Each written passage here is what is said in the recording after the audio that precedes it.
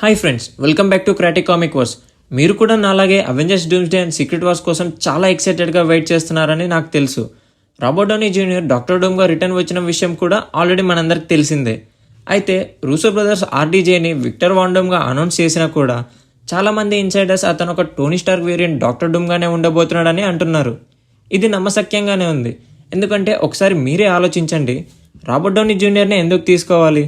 ఇంకెవరినైనా తీసుకోవచ్చుగా. నిజమే, Robert Downey junior చాలా గొప్ప యాక్టరే. ఏ క్యారెక్టర్నైనా పర్ఫెక్ట్గా చేయగలడు. ఈవెన్ డాక్టర్ డూమ్గా కూడా సెట్ అవుతాడు. కానీ రాబర్ట్ డౌనీ జూనియర్ ముందొక ఐరన్ మ్యాన్ అంటే ఆర్డీజే అంటే ఐరన్ మ్యాన్ అనే విధంగా జనాలు డీప్గా ఫిక్స్ అయిపోయారు మైండ్లో. సో ఇంత ఫేమస్ క్యారెక్టర్గా రికగ్నైజ్ అయిన ఒక యాక్టర్ని మళ్ళీ అదే ఫ్రాంచైజ్లో ఇంకో క్యారెక్టర్ రోల్లో ఎందుకు ఇంట్రడ్యూస్ చేయాలి? అన్లెస్ అతను ఒక టోనీ స్టార్క్ వేరియంట్గా రిటర్న్ తీసుకొచ్చి ఈ క్యారెక్టర్తో లింక్ చేయాలని ఉంటే తప్ప ఇలా ఇంట్రడ్యూస్ చేయాల్సిన అవసరం లేదు. And I think Marvel studios కూడా అదే చేస్తుండొచ్చు ఇప్పుడు. ఈ కాన్సెప్ట్ని సపోర్ట్ చేసే ఒక ఇంట్రెస్టింగ్ రిపోర్ట్ గురించి మనం ఈ వీడియోలో డీటెయిల్గా డిస్కస్ చేద్దాం.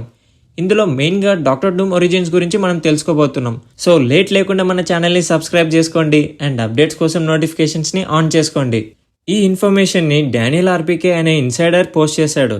డెడ్పూల్ అండ్ వుల్వరిన్ మూవీకి కూడా ఇతను చాలా ఎగ్జాక్ట్ లీక్స్ని పోస్ట్ చేశాడు. ఆల్మోస్ట్ ఇతని లీక్స్ అన్ని కరెక్ట్గా ఉంటాయి. సో ఈ ఇన్ఫర్మేషన్ని కూడా మనం నమ్మొచ్చు. అయితే Robert Downey Junior Doctor Doom character Fantastic Four ఉన్న ఆల్టర్నేట్ యూనివర్స్లో ఉన్నట్టు ఇతను చెప్తున్నాడు. బట్ మనం తెలుసుకోవాల్సిన ఇంపార్టెంట్ విషయం ఏంటంటే, రీసెంట్గా fantastic four movie production set నుంచి వచ్చిన ఒక స్టోరీ లీక్ ప్రకారం ఫెంటాస్టిక్ ఫోర్ ఆ ఆల్టర్నేట్ యూనివర్స్ వాళ్ళు కాదు, వాళ్ళు మన యూనివర్స్ వాళ్ళే అని తెలిసింది. అయితే ఈ మూవీ ఒరిజినల్ స్టోరీ డ్రాఫ్ట్ని ఆల్మోస్ట్ కంప్లీట్గా చూసిన ఆ మూవీ ప్రొడక్షన్ సెట్లో వర్క్ చేసే ఒక పర్సన్ లీక్ చేశాడు. వినడానికి కూడా ఈ స్టోరీ చాలా రియల్గా ఉంది. ఆ స్టోరీ మొత్తం తెలుసుకోవడానికి పైన రైట్ సైడ్ బ్యానర్ మీద క్లిక్ చేయండి. అయితే మనకు తెలిసినంత వరకు ఈ మూవీ 60s టైం పీరియడ్లో రెట్రో ఫ్యూచరిస్టిక్ ఆల్టర్నేట్ యూనివర్స్లో ఉండబోతుంది. కానీ ఈ లీక్ ప్రకారం ఫెంటాస్టిక్ ఫోర్ వాళ్ళు ఇనీషియల్గా మన మెయిన్ 616 యూనివర్స్ వాళ్ళే, కానీ అక్కడ ఇరుక్కుపోయి ఉంటారు. ఈ కాన్సెప్ట్ యాక్చువల్లీ చాలా బాగుంది. ఫెంటాస్టిక్ ఫోర్ వేరే యూనివర్స్కి క్వాంటమ్ రిలమ్ ద్వారా కానీ లేకపోతే నెగిటివ్ జోన్ ద్వారా కానీ వెళ్తారు. మేబీ అది ఎక్స్పెరిమెంట్ ఫెయిల్ అవ్వడం వల్ల అయ్యుండొచ్చు, ఆర్ ఇంకేదన్నా అయ్యుండొచ్చు. కానీ ఇంపార్టెంట్ ఏంటంటే ఆ యూనివర్స్లోనే Robert Downey Junior Doctor Doom ఉంటాడు. కాబట్టి ఫెంటాస్టిక్ ఫోర్ ఈ ఆల్టర్నేట్ యూనివర్స్కి వెళ్ళి ఫేమస్ హీరోస్ అయినప్పుడు డెఫినెట్లీ అక్కడ ఉన్న టోనీ స్టార్క్ వేరియంట్ డాక్టర్ డూమ్కి తెలుస్తుంది.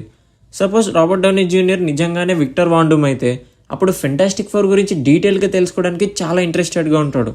ఆర్ఎల్స్ టోనీ స్టార్క్ వేరియంటే అనుకుందాం, అప్పుడు కూడా టోనీ స్టార్క్ డెఫినెట్లీ ఫెంటాస్టిక్ ఫోర్ని కలవడానికి ట్రై చేస్తాడు. అయితే మూవీ ఎండింగ్లో ఫెంటాస్టిక్ ఫోర్ అందరూ మన యూనివర్స్కి తిరిగి వచ్చేస్తారు. కానీ ఇక్కడే ఒక పెద్ద డౌట్ వస్తుంది. డాక్టర్ డూమ్ ఈ ఫెంటాస్టిక్ ఫోర్ ఉన్న ఆల్టర్నేట్ యూనివర్స్ వాడైతే అప్పుడు ఆ యూనివర్స్ నుంచి ఎలా బయటకు వచ్చి మల్టీవర్స్ మొత్తానికి ఏ విధంగా మెయిన్ విలన్ అయ్యాడు? మనం ఇంతకు ముందు చెప్పుకున్న లీక్ ప్రకారం ఈ మూవీలో సిల్వర్ సర్ఫర్ వచ్చి గెలాక్టస్ ఆ అర్త్ని డిస్ట్రాయ్ చేయబోతున్నాడని ఫెంటాస్టిక్ ఫోర్తో చెప్తుంది. అంతకు ముందు నుంచే ఫెంటాస్టిక్ ఫోర్ మన యూనివర్స్కి తిరిగి రావాలని మల్టీవర్సల్ పోర్టల్ గురించి సీక్రెట్గా వర్క్ చేస్తూ ఒక డివైస్ని కనుక్కుంటారు.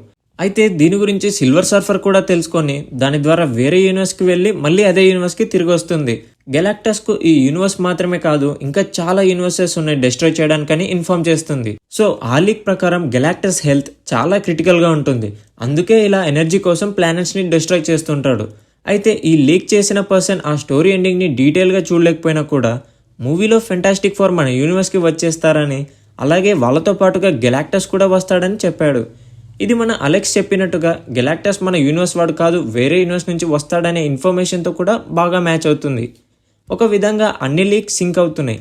ఇక్కడ మనం అర్థం చేసుకోవాల్సిన మెయిన్ విషయం ఏంటంటే, డాక్టర్ డూమ్ మల్టీవర్స్ మొత్తానికి మెయిన్ విలన్గా అవ్వడం ఇక్కడ జరగబోయే ఇన్సిడెంట్స్ నుంచే స్టార్ట్ అవుతుంది.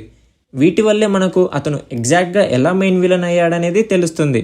ఇక్కడ 2 పాసిబిలిటీస్ ఉన్నాయి.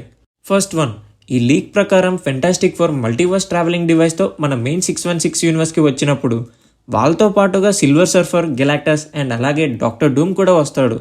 ఈ విధంగా డాక్టర్ డూమ్ మన మెయిన్ 616 యూనివర్స్లోకి ఎంటర్ అవ్వచ్చు.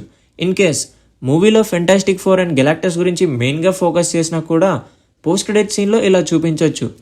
మూవీ ఎండింగ్లో ఫెంటాస్టిక్ ఫోర్ గెలాక్టస్ని ఓడించినా ఓడించకపోయినా వాళ్ళు మన యూనివర్స్కి వచ్చినట్టు చూపిస్తారు.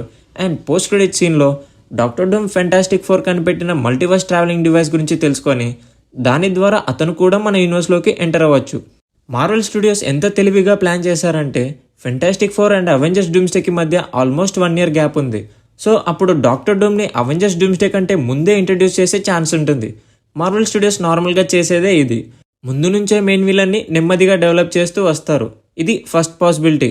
సెకండ్ వన్ ఏంటంటే డాక్టర్ డూమ్ అసలు మన యూనివర్స్లోకే రాడు, కానీ రీడ్ రిచర్డ్స్ తయారు చేసిన మల్టీవర్స్ ట్రావెలింగ్ డివైస్ గురించి తెలుసుకుంటాడు. జస్ట్ ఇమాజిన్, ఫెంటాస్టిక్ ఫోర్ ఆ డివైస్ ద్వారా మన యూనివర్స్కి వచ్చినా కూడా ఆ ఆల్టర్నేట్ యూనివర్స్లో అది అలానే ఉంటుంది కదా. సో ఫెంటాస్టిక్ ఫోర్ మన మెయిన్ యూనివర్స్కి వచ్చాక అప్పుడు ఆ డివైస్ డాక్టర్ డూమ్కి దొరికిండొచ్చు.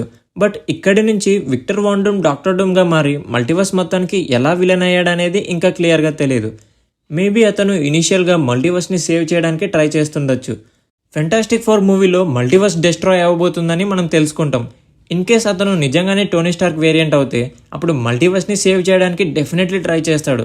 కాబట్టి ఇతను టోనీ స్టార్క్ వేరియంట్ అయినా లేకపోతే నిజంగానే విక్టర్ వాన్ డూమ్ అయినా కూడా మల్టీవర్స్ని సేవ్ చేయడంలో ఓన్లీ తన ప్లాన్ మాత్రమే కరెక్ట్ అని నమ్ముతాడు.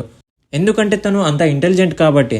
అండ్ ఈ ప్లాన్కి అడ్డుగా ఎవరైనా వస్తే డెఫినెట్లీ వాళ్ళను క్లియర్ చేయాలని డిసైడ్ అవుతాడు. మేబీ ఈ విధంగా విలన్గా చేంజ్ అవ్వచ్చేమో. సీక్రెట్ వార్స్ కామిక్స్లో యాక్చువల్లీ ఇలానే అవుతుంది. మల్టీవర్స్ని సేవ్ చేయడం కోసం డాక్టర్ డూమ్ బియాండర్ని ఆపడానికి మాలిక్యూల్ మ్యాన్ని వెతుకుతుంటాడు. ఆ ప్రాసెస్లోనే అనుకోకుండా డాక్టర్ డూమే ఫస్ట్ ఇన్కర్షన్కి రీజన్ అవుతాడు. తర్వాత బియాండర్ పవర్స్ని తీసుకొని డిఫరెంట్ యూనివర్సెస్లో ఉన్న లెఫ్ట్ ఓవర్ పీసెస్తో బ్యాటిల్ వరల్డ్ని క్రియేట్ చేసి గాడ్ ఎంపరర్ డూమ్గా చేంజ్ అవుతాడు. సేమ్ ఇప్పుడు కూడా ఎంసీలో ఇంచుమించు ఇలానే జరగవచ్చని నేను అనుకుంటున్నా. కానీ చిన్న తేడా ఏంటంటే రీడ్ రిచర్డ్స్ మల్టీవర్సల్ ట్రావెలింగ్ డివైస్ని క్రియేట్ చేస్తాడు కాబట్టి అప్పుడు టోనీ స్టార్క్ వేరియంట్ కానీ లేకపోతే నిజంగానే విక్టర్ వాన్ డూమ్ కానీ ఎలాగో రీడ్ రిచర్డ్స్కి ఆ యూనివర్స్లో ఫ్రెండ్ అయి ఉంటాడు కాబట్టి మేబీ వాళ్ళతో పాటుగా మన 616 టైమ్ లైన్కి రావచ్చు. ఆర్ ఎల్స్ ఫెంటాస్టిక్ ఫోర్ ఆ డివైస్ ద్వారా మన యూనివర్స్కి వచ్చిన తర్వాత అప్పుడు డాక్టర్ డూమ్ ఆ డివైస్ గురించి తెలుసుకోవచ్చు. చెప్పాలంటే ఈ సెకండ్ పాసిబిలిటీయే డాక్టర్ డూమ్కి చాలా అడ్వాంటేజ్ అవుతుంది.